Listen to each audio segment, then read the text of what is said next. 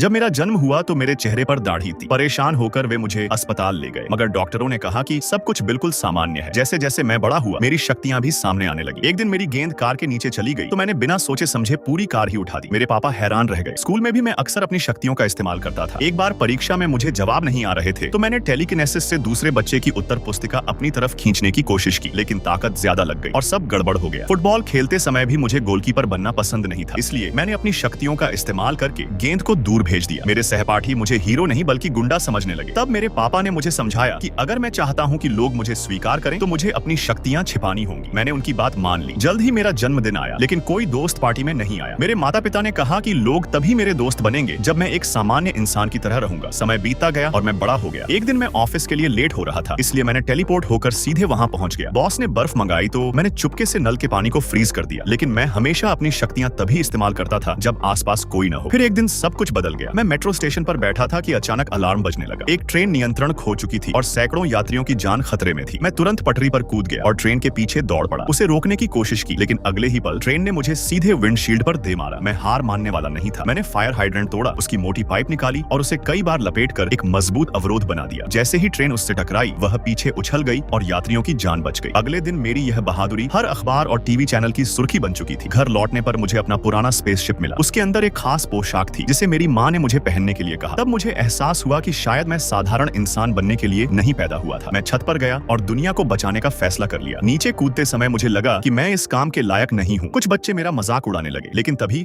अचानक मेरा शरीर धीरे धीरे हवा में उठने लगा। बच्चे हैरानी से मुझे देखने लगे और डरकर भाग गए। उसी पल मुझे एहसास हुआ कि मैं उड़ सकता हूँ। मैंने अपना दाहिना हाथ आगे बढ़ाया और आसमान की ओर उड़ चला।